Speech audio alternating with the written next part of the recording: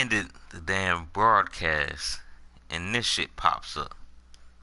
So it's like a secret ending after the credits. Guess I finally fucking unlocked the secret ending.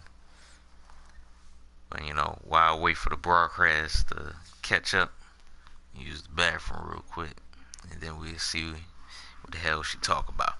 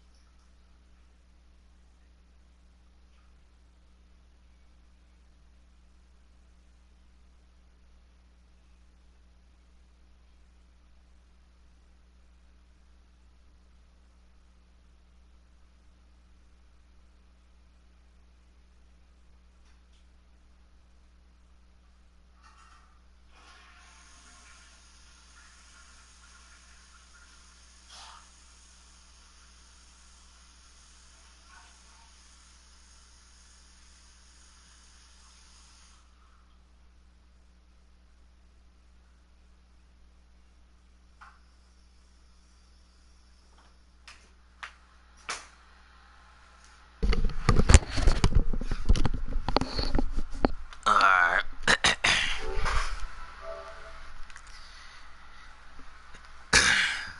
Back. Like I said, is secret ending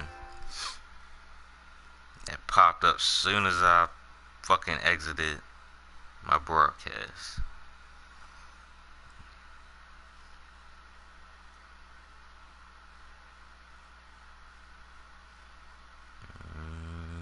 Hold up.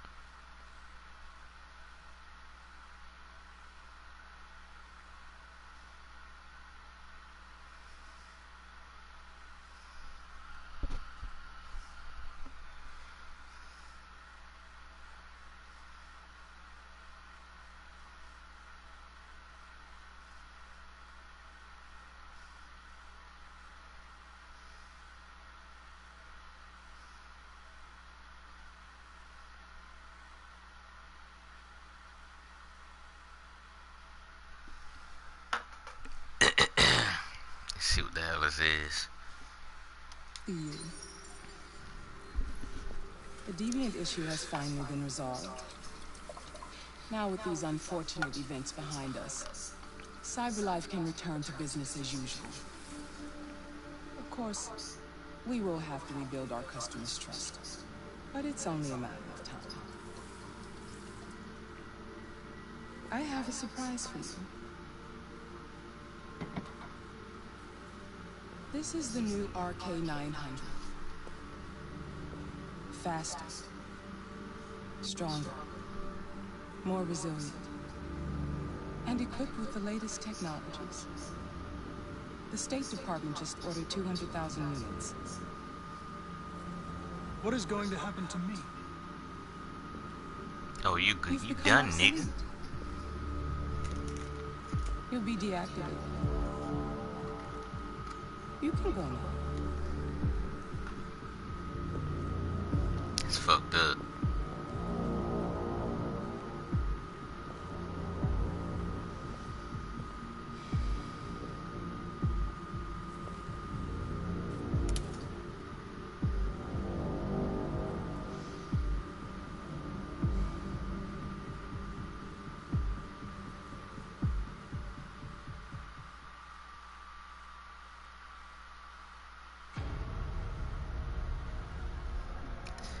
On that note, I think it's gonna be a sequel. And I can't fucking wait.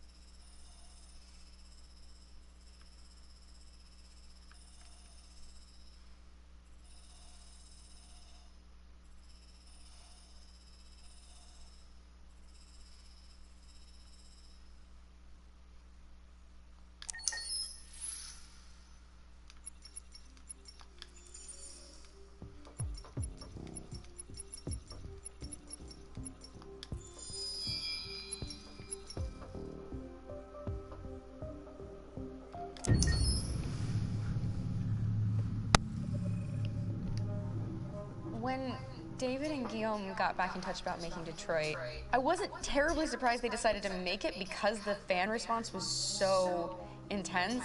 So it makes sense that they would choose to do that after the enthusiasm.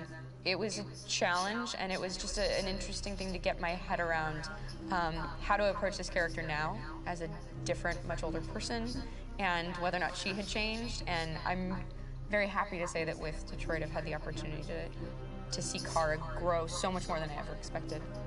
You do the housework, the washing, you cook the meals, and you take care of... God damn it, when the fuck's the light on now? Alice! Alice! I mean, she starts out essentially how she does in Kara in a very, not robotic, but, you know, android, other way, and getting to take this journey where she becomes more and more human as it goes on. You know, and as an actor, that's a wonderful exploration in every way, whether it's how she sits, her posture, how her voice changes, how emotions change, and how much emotion is based on things like empathy and social experience. And so having, you know, as much material as I got with David to have this huge, nuanced arc was really incredible. Why couldn't we just be happy? This experience has been quite different than the experiences I've had shooting film or TV or doing theater work. I have 83 dots on my face and a really flattering black wetsuit type thing, and you're jumping around with props, and it's kind of like being a 10-year-old imaginative kid, which is fun. There's 80 cameras around us. It's already lit. So we just shoot and shoot and shoot and shoot and shoot. There's no change of sets, there's no hair and makeup, there's no wardrobe, so we move really fast, and we'll go through about 35 pages in a day. Working in TV or film, we'll probably do 6 pages a day. It's kind of acting boot camp. It's like working out constantly. I mean, you're doing this thing, and then you got to do something that's completely other back to back to back. And so that kind of process of working is very challenging, but it's also very exciting because you just have to keep coming up with new ideas, and your head goes all over the place because you're trying to keep track of basically 4 different storylines for each different response. You shot that girl, for fuck's sake. It was a machine that looked like a girl. Yeah, I know what I should have done. I just told you I couldn't. All right, I'm sorry. The fact that David Cade, he's telling like many stories interwoven from beginning to end is super complicated and super impressive, and I have no idea how he keeps it all in his head. He's not just the writer or the director who's seeing this from the outside eye, he's also thinking about the player walking through this space. You know, only somebody who really, really loves not the work, but like these characters and these stories and cares about doing something meaningful would invest that much in it. And it's always inspiring to work with somebody who cares that much. My experience with motion capture is this one. And I found it sort of terrifying in a way, because they said the computer's going to build you. But then as we got into it, I realized all the elements of it were still artistic. I just dipped into a really brilliant setup here. I've never seen anything like it. And this won't turn me into a product because I was playing a character. So it's wonderful. In the game, Detroit comes back because of a revolutionary industrial rebirth. And there's no reason why that can't happen in Detroit, because they have such tremendous infrastructure for millions and millions of people can very easily support, you know, a new industry. The city is really strong and resilient, but the city has also been through so much. You see the damage. But it takes that time of kind of rebuilding and reinvesting into the city that I think is happening slowly but surely. The potential of Detroit as a city is something that this game does a lot of justice to, because it would be easy to look at Detroit as some place that used to be, and that's not the case. This game provokes a lot of conversation and reflection on our potential near-future engagement with machines. That's what we are to them. There's merchandise on display in a shop window. I think that a group that feels marginalized, feels like they deserve and have earned access to themselves and the environment around them, and are trying to figure out a way to articulate how to get freedom. What was I designed to be? Their slave? Their toy? It plays with your comfort levels. You think that this is fine, you're comfortable with it, until something blurs the line and throws you off, and now Do I feel differently about whether this should be allowed? Should it be banned? Should it be encouraged? You're gonna ruin our lives, and for what? For a bunch of machines? They are not machines! They are alive! I'm alive! You're alive! They're nothing! There are lots of comparable comparisons to any type of persecution of religion, race, etc., dating way back. It can't just be a video game where you shoot 'em up or where people make these choices to do whatever. I think that's the whole point. You have the choice, and you can either choose to go in one direction with your character or another. And I think that's going to be very telling about the gamer. Very telling. I think there's going to be a really strong reaction to this game, which has such a strong perspective.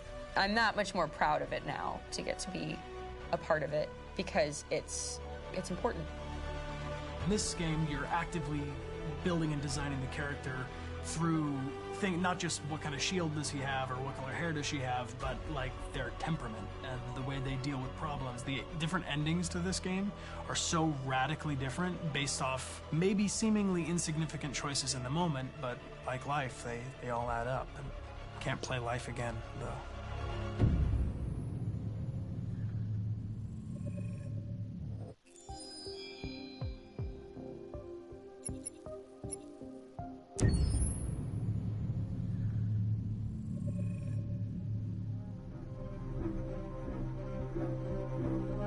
My name is Marcus.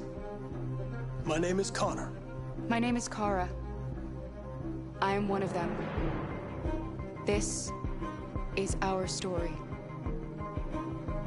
I think who Kara is, or how I would describe Kara, depends entirely upon who's playing her, because you have the option to make her multiple different people depending on the choices she makes. But I think she does start out incredibly naive, incredibly innocent, and kind of hapless. I'm sure we used to be friends before I was reset. Maybe we can be friends again. She's a person who's characterized, I think, by empathy. She's a person who really, she just comes from her heart. You'll never leave me, right? Promise you'll never go. I promise. Kara, please! Are you okay? Are you hurt? Wait a minute. Leave her alone! Kara, leave her alone! The really beautiful thing that I've had the gift to be able to do is to essentially build a person from the ground up, because that's what she's doing throughout the game. And with every experience she has and every person she meets, she's building, first emotions and then the sense of judgment. And it's sort of an exploration of what it is to be a human. Don't worry. Luther and I will be right here.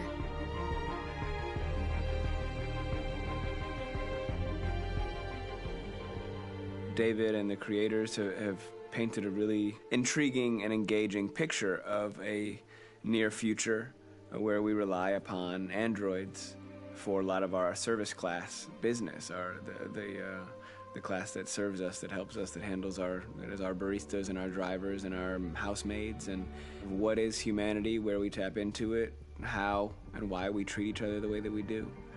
And my character Marcus has a really intriguing journey, becoming deviant, realizing that he actually has feelings and human qualities inside of him, and it's a really incredible ascension into becoming fully realized and coming to terms with what you actually deserve better than this in life. And not only do you want it for yourself, but you want it for your peers. We've come here to demonstrate peacefully and to tell humans that we are also living beings. All we want is to live free. You know what? This thing, Dad, is not your son. It's a fucking machine! I think that a group that feels marginalized, feels disenfranchised, feels like they deserve and have earned access to themselves and the environment around them, and are trying to figure out a way to articulate how to get freedom. Connor is analytical. Connor takes things literally. He starts in the beginning place where he's very mechanical. He feels nothing inside, of course, and it's all just a system, a protocol that he is executing to get whatever he wants to happen, which is help humans stop deviants and to find the link between deviant androids. You were designed to serve humans, not kill them. What was I designed to be? Their slave? Their toy? Just say, I killed him. Is it that hard to say? Stop it! Stop! But of course, over the course of the story, and depending on the player's choices, Connor can grow in many different ways. He can deviate from that procedure or not. The moment of truth, Hank. Am I a living being? Or just a machine?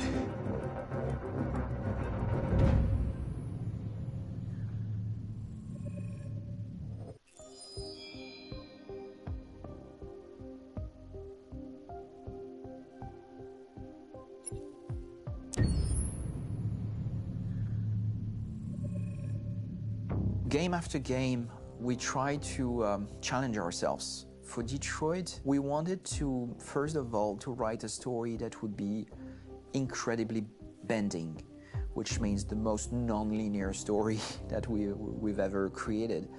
And we wanted really the player to have the possibility to change the story, change his own journey. When you're writing at Quantic, you're writing for an interactive medium. You know, when you're working in television, you'll put a character in a difficult situation, and you as a writing team will argue about what would that character do. But ultimately you have to decide what happens, and you just show the audience. What's interesting about interactive drama is you bring the player into that conversation, and it changes your job slightly as a writer, because your job is to provide a narrative context in which the player can write his own story. You're giving him this kind of narrative Lego that he's going to snap together into his own shape. You also have the ability to make your audience attach themselves to your characters, because the audience is in some sense responsible for what happens to the characters. It's just a few cans. Come on, let's go. We have some cash now. You used me to steal that money. How could you do that? I trusted you. What is a bit specific about this scripts is how large they are. If you take a film script, there are about 100 pages, but here we have to deal with a script that is between 4,000 and 5,000 pages. Everything becomes bigger because we don't just tell one story, but we tell all the possible stories that can be told within this narrative space. On Act 3, our final act, we have around 1,000 different scenarios. And every one of those scenarios has to be as interesting, as passionate, as strong, and as emotional for the player. We want every action that the player does, every interaction that is available to serve in telling the story, and help the player understand who his character is, and build that character moment to moment.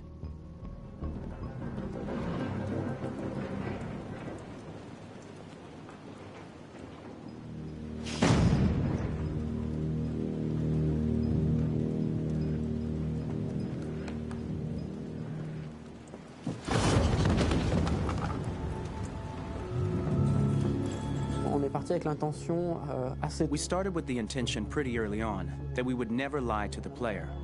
So we implemented a visible tree structure in the game that players can consult during a scene or at the end of it, which shows exactly what they did and what they missed. There are games out there offering world exploration. We offer narrative exploration. You know, keeping control of such a wide and large story is a huge challenge. So same thing when you shoot with actors, because you will need to shoot many different versions of each dialogue, of each scene. For actors, it's a huge, huge challenge. Because of the style of the game, you have so many different ways that the character can go.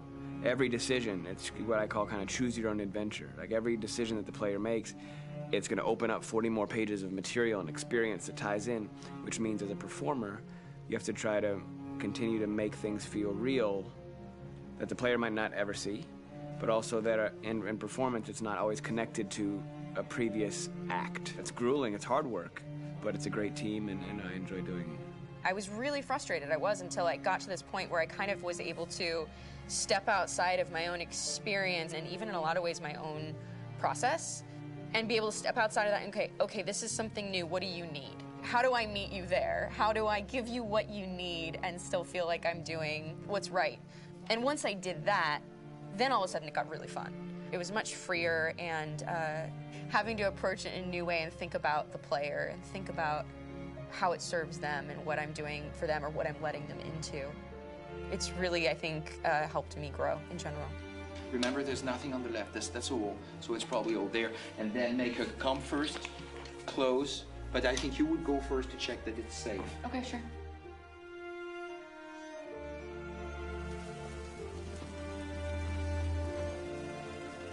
The most enjoyable thing about working in performance capture on this kind of project is that if I shot a film, I would get to do one of these endings. I get to do so many different things as Connor. Your head goes all over the place because you're trying to keep track of basically 4 different storylines for each different response. What's the name of my dog? Buddy? Scout. I think it's Jack. I can't remember. So I worked with physicality a lot because it was a good way to anchor myself in these different rings of the tree as the story grows out. I know where that is physically in my body, and then I can switch more continually on set, and it'll be entirely up to the player to determine what order those things come out and what they look like from a distance. Like if you're playing through it, the culmination of all of that will be their version of Connor. I'm faster than you, and I don't feel pain. You don't stand a chance against me. Listen, asshole. If it was up to me, I'd throw the lot of you in a dumpster and light a match to it. Shooting action scenes at Quantic Dream is a real challenge because these are scenes where the storytelling has to continue. It's not an action scene just to have a dose of adrenaline. The stunts have huge consequences on the rest of the story. It's really a moment where we implicate the player and tell him that the choices he makes during an action scene will have a direct impact on the evolution of his story. My biggest challenge on Detroit has been managing the large number of animations that we received from motion capture. Detroit features more than 37,000 animations, which is a huge amount to handle on a daily basis. You have to realize that the player, in his first playthrough, will miss certain scenes. This also means that we had to think of, conceive, and produce all the potential story paths. The characters' costumes, the places, day or night, the weather. Did the character get shot in the shoulder? Did he get injured? All this consistency forced us to produce a lot of graphic assets in order to, quite simply, allow the player to have true continuity throughout the story. Honestly, we were even surprised by the challenges that come with such a big tree structure. And we did our best to guarantee quality across all the game and make sure that whatever path you choose within this narrative space, you will have an equally good experience.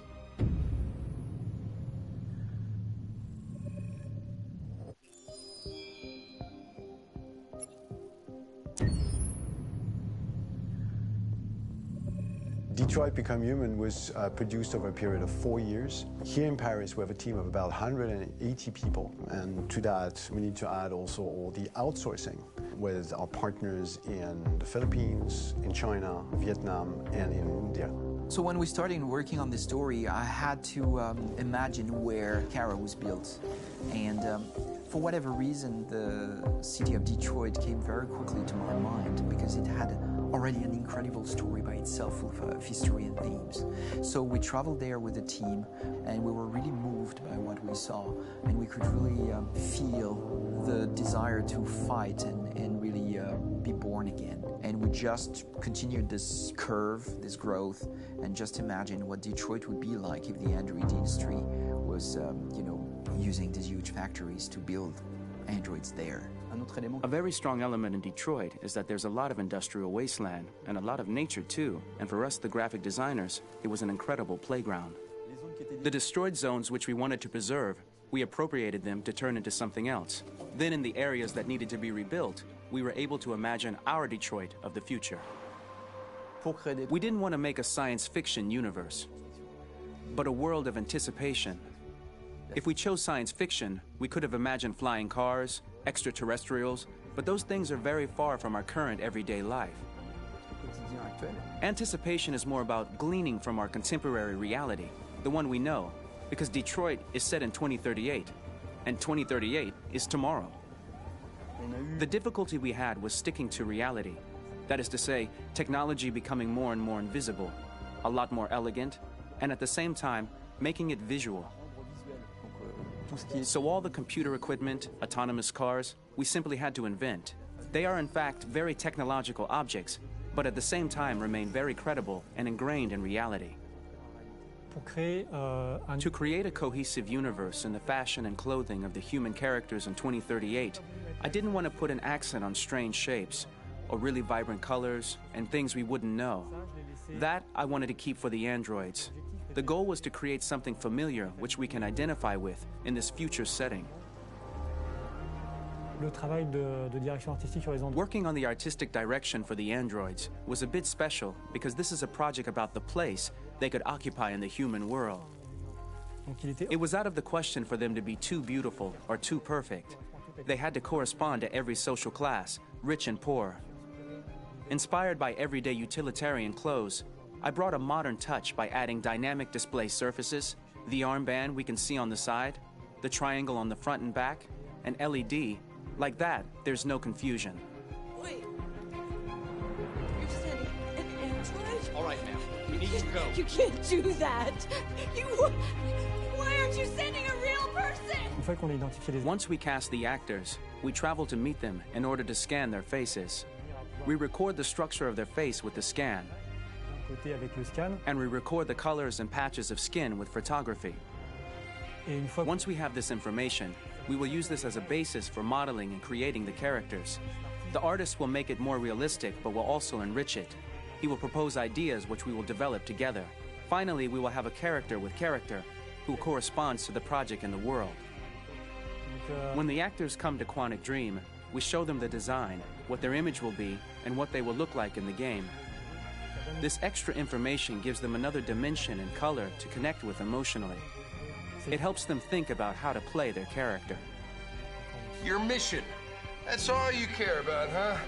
You should consult a professional who can help you. Beat it, you hear me? Get the hell out of here! So there are 3 types of shoots at Quantic Dream. Shooting and performance capture, where you capture the whole actor, his voice, his face, and his body. These shoots are obviously done with American actors because the game's original version is in American English. After that, there are the body-only shoots, representing around 250 days of filming, while the performance capture is 100 days of filming. Now, body-only shoots, there are 2 types. There are the action shoots and the technical shoots, which are mokit shoots. Mokit is when the player controls a character on the screen, and he moves in an environment to explore it. This is of particular importance at Quantic Dream, and therefore we shoot a lot to offer a unique context for each scene and each character.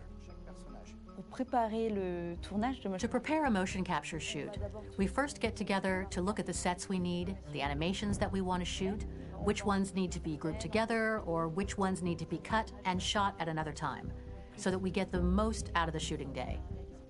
This often means shooting scenes out of order, especially those with big props or accessories, like a big car, for example. So we shoot all the animations related to that particular prop first.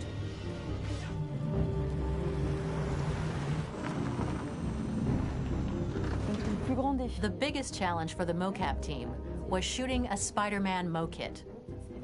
We had to build a wall and attach an actor to a harness with cables so we could pull him up and render him climbing. The shooting on this game total took about, I would say, more than a year, maybe 1 and 2 years, with about 300 actors on set. So it's quite a massive production. But so much happened on this set between the stunts and the shootings with a little girl and all these great actors that we had. It was really a very, very memorable journey for the team and for myself.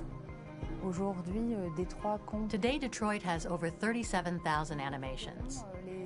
When we retrieve the motion capture data, it's just a cloud of points, which represent all the markers worn by the actors. From this cloud of points, we have a phase called retargeting, which gives us a skeleton. This skeleton will be applied to the characters of the game. There is still work to be done, but this gives us the main movements.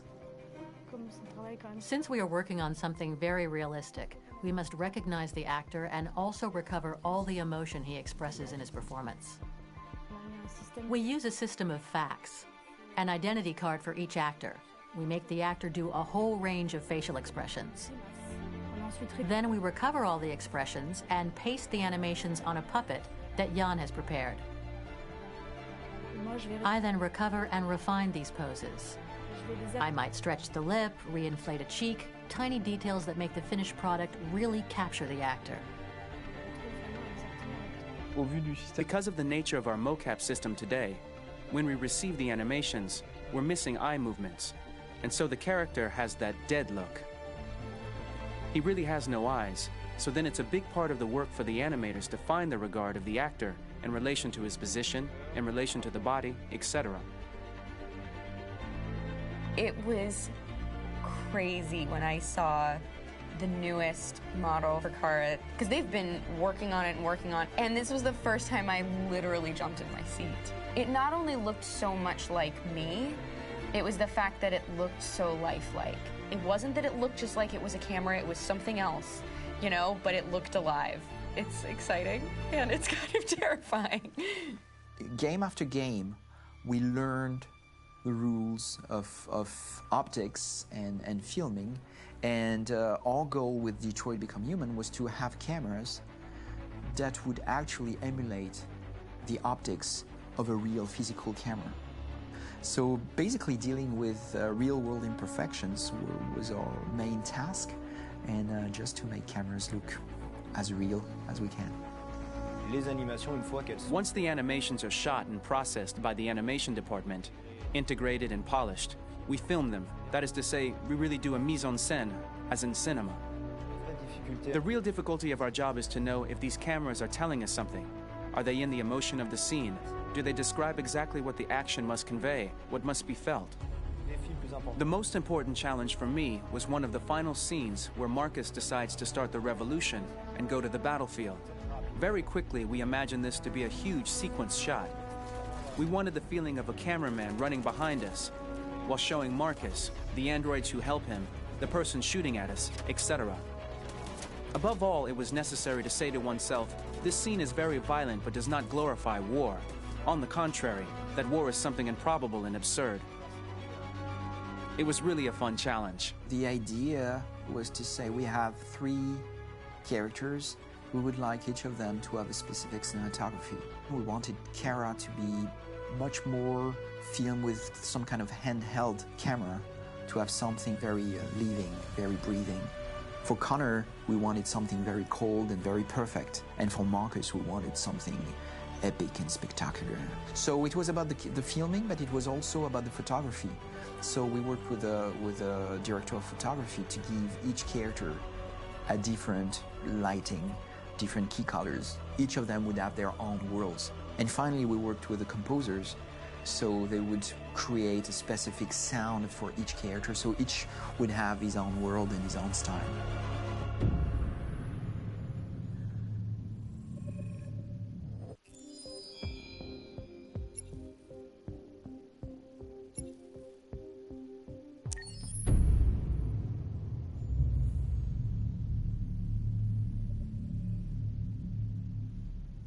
For starters, what should I call you? I'm Chloe. And you, what's your name? Oh, John. My name is John. Delighted to meet you, John.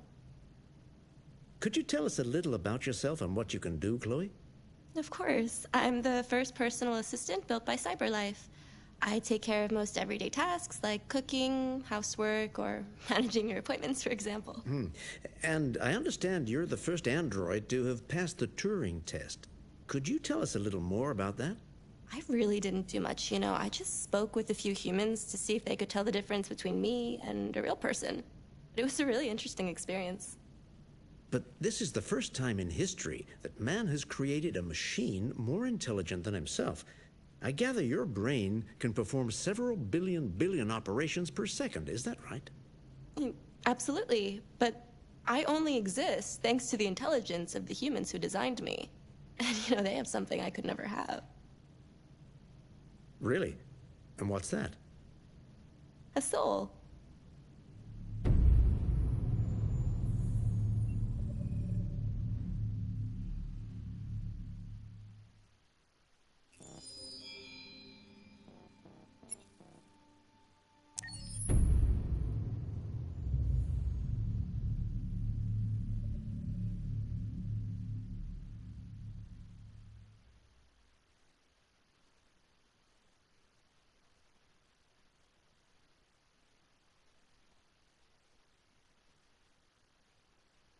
Hold on Just a little while longer. Hold on.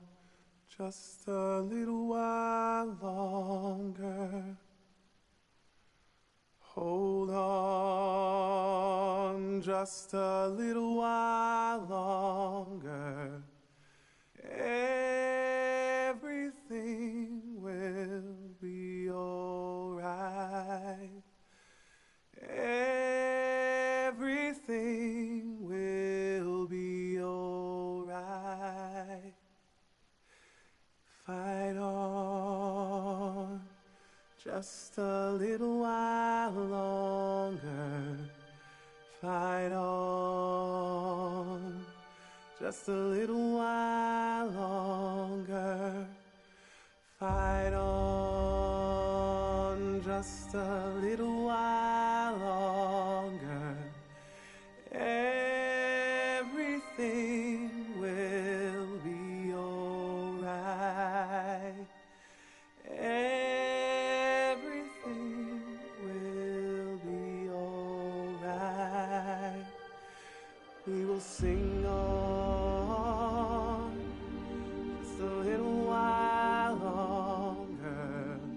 Sing on just a little while longer.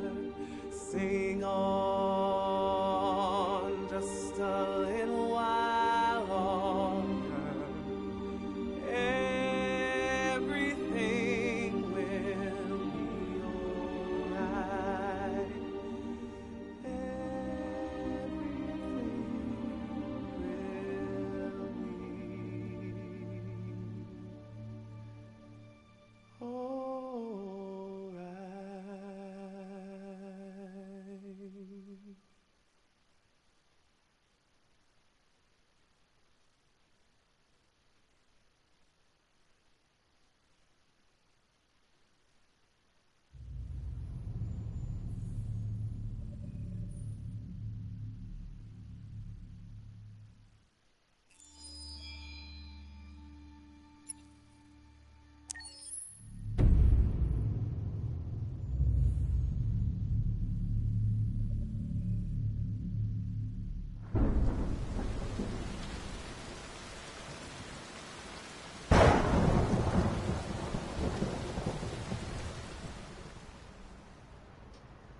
Rock-a-bye baby in the treetop. When the wind blows,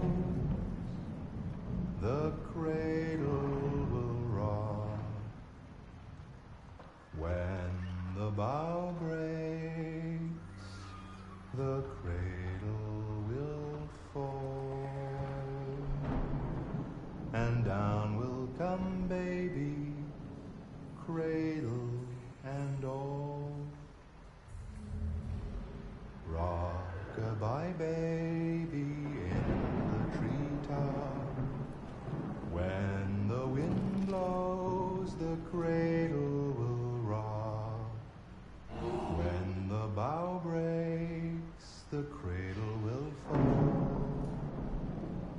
And down will come baby, cradle and all. Rock-a-bye baby in the treetop. When the wind blows, the cradle will rock. When the bough breaks, the cradle will fall. And down will come baby, cradle and all.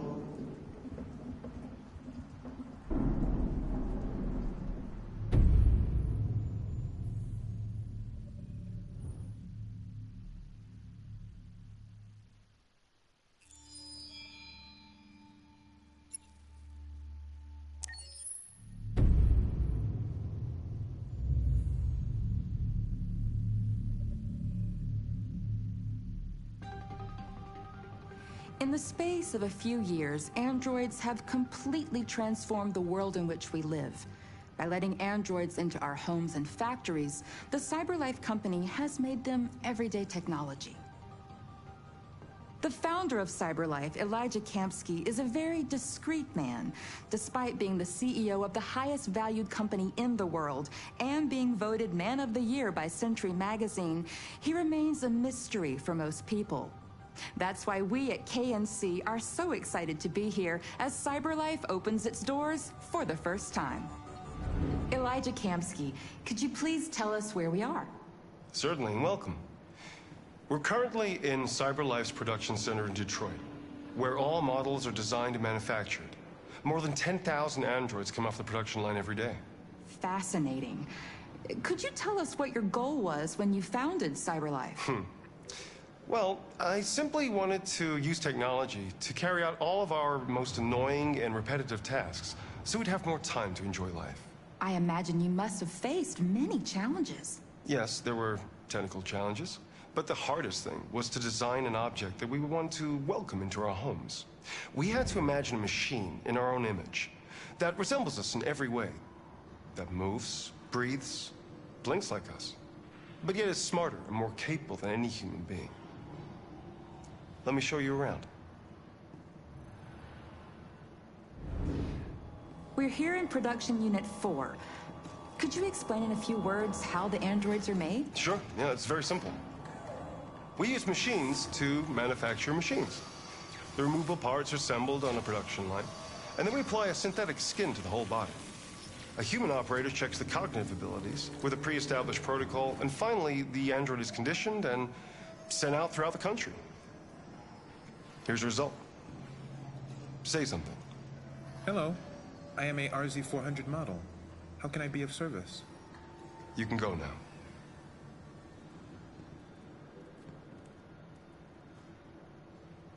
Our androids are already replacing humans in many fields. For example, they represent more than 80% of all university professors and 63% of all medical staff.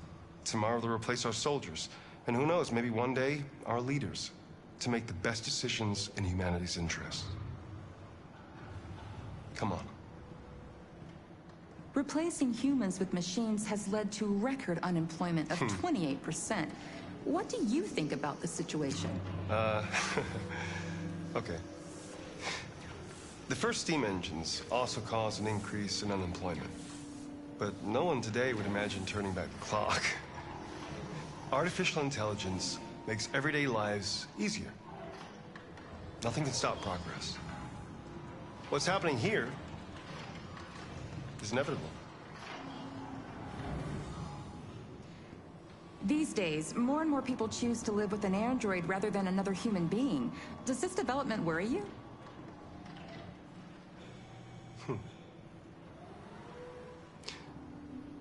Everything's much easier with an android. They obey your orders without ever complaining.